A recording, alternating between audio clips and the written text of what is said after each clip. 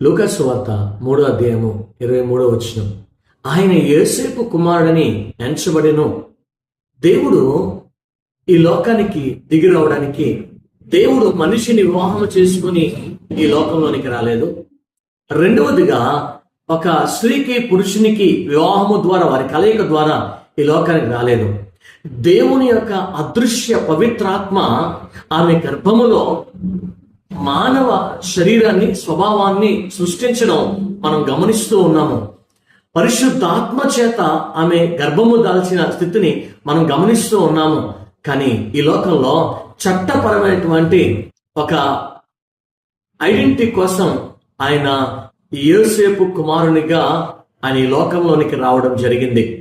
ప్రియ దేవుని సంగమ, దేవుని బిడ్డలారా, యేసుక్రీస్తు ప్రభువారు 100కి 100% దేవుడే, 100కి 100% కుమారుడే. ఆయన ఈ లోకానికి రావడానికి, నీవు నేను నశించిపోతున్న క్రమాన్ని బట్టి ఈ లోకానికి దేవాది దేవుడే దిగి వచ్చి ఉన్నాడు. అందుకొరకు యోసేపును ఆయన ఎన్నుకోవడం జరిగింది. కాబట్టి ఆయన పుట్టుక పవిత్రం, ఆయన జీవితం పవిత్రం. మనము కూడా ఆయనలాగా జీవిస్తే మనము కూడా పరిశుద్ధులుగా దేవుని రాజ్యంలో స్థానం ఉంటుంది. అతి కృప మనం పొందుకు నడిపించబడదుము గాక. ఆమేన్.